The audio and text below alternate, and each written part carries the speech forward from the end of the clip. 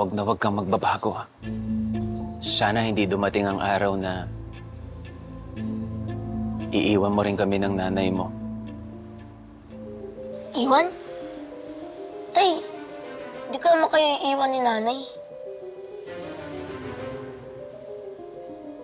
Tay, ano bang pinagsasasabi niyo? Wala. Wala, anak. Pasensya ka lang. Nag-ano lang. Nag-e-emote lang ang tatay mo. Basta tay, kahit anong mangyari, hindi ko kayo iiwan ni nanay. Walang iwanan. Promise yan ah. Promise.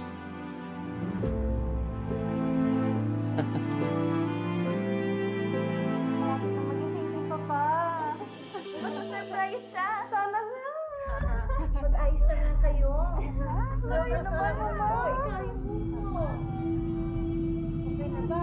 Okay na. Yes, sir. Para na matanda na ako. Sige po. Mga anak ko.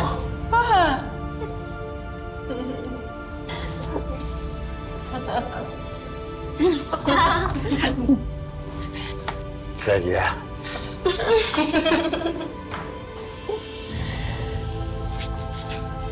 Miss na miss ko na kayo. Ba't kayo nandito? Sinusundo mo na ba ako?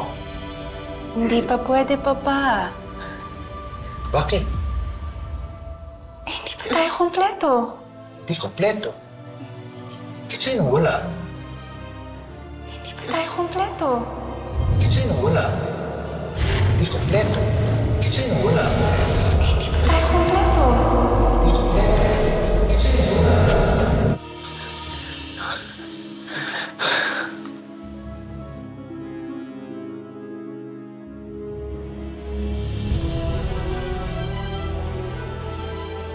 Ang apo ko.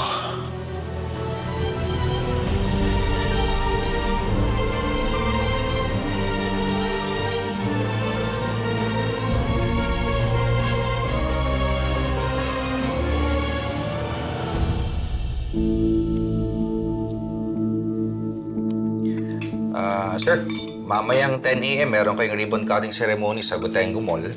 And then by 3 p.m. naman, birthday ni Mayor Asuncion sa munisipyo. Konting salo-salo lang daw.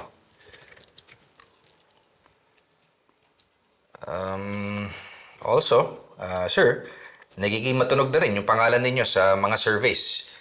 Kaso, ang tanong is kung anong posisyon ang tatakbuhan ninyo. Kakalabanin niyo ba si Gobernadora Vergara? Or tatakbo ulit kayo mayor ng Corazon? Sir? Kung buhay pa ang apo ko, ilang taong na kaya siya ngayon? Siguro nasa 25 na siya ngayon, sir. Kasing edad ng nanay niya nung trinain ko sa politika. Pero paano nga kung buhay pa si Eduardo Jr.? Paano kung hindi nga siya namatay? Sir, maulang galang na ho, pero wala na po siya. Wala na nga kaya?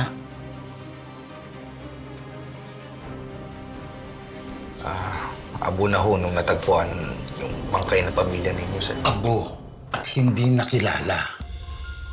Pero paano kung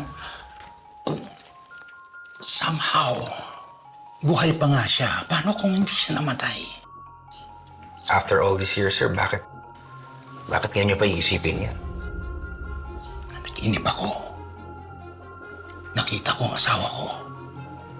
Nakita ko mga anak ko. Tinanong ko sila kung sinusundo na nila ako. Sabi nila hindi naman daw. Kasi hindi naman daw kami kompleto. Tumingin nga ako sa paligid namin, hindi nga kami kompleto kasi wala nga yung apo ko. Julio, hindi nila kasama si Eduardo Jr. Wala sa paligid ang apo ko. Sir, sorry to say, sir, pero panaginip lang ho yun. Panaginip o mensahe mula kay Marian? Paano kung buhay pa nga si Eduardo Jr.? Paano kung hindi nga siya talaga namatay?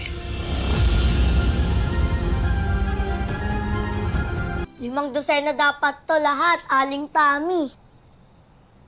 Okay. O, sakto na to. Saktong-sakto to, Rambo. Alam mo, galing mo talaga eh, no?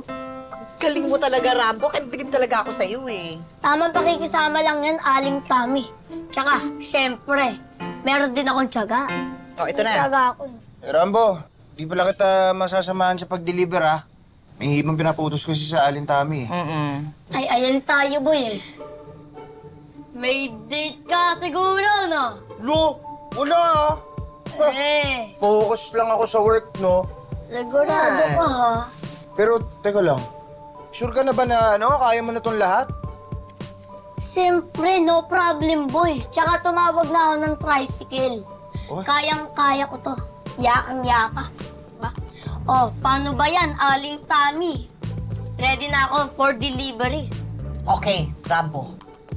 Mag-iingat ka, ha? Salamat po, Aling Tami. Okay, sige na. O, ito yung address, ha? Hawakan mo na to. Ito na. Tsaka yan yung billing pala address. O, yan yun. Okay, Okay, O, sige, teka, tutulungan na kita. Ihatid na O, kita yan, tingnan sa tricycle to, Tricycle. ha? Tara, hawakan maigi, ha? Boy, kapag may kapatid yung date mo, ha? Uy, wala ka. Trabaho muna kayo. Sige na. Ay, opong. Balikan to. Ay, sige pa. Apa. 5 dosena. Naku, wala intindihan si Rambo. Naku, chick boy kunyari, oh. Dito na lang ako, Manong.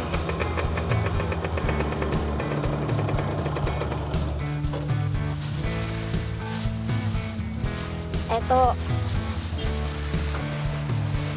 Tsaka ito pa po. Wow. Ang galing na mamang paslit, ah. Sipag, ah. Ano?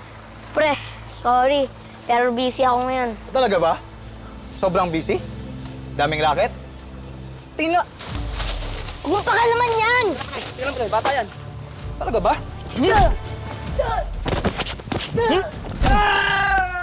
Ano? Ha? Ba't mo ba ginagawa to? Ano bang problema mo? Anong problema ko? Ha? Mayabang ka.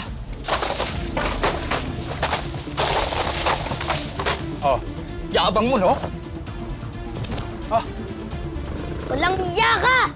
Pagbabayaran mo to! ha?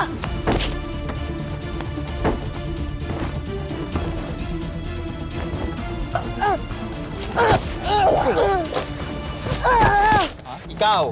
Ikaw ang problema. Mabida ka eh. Ano ka ngayon? Wala ka. Wala kang mararating. Wala kang mararating.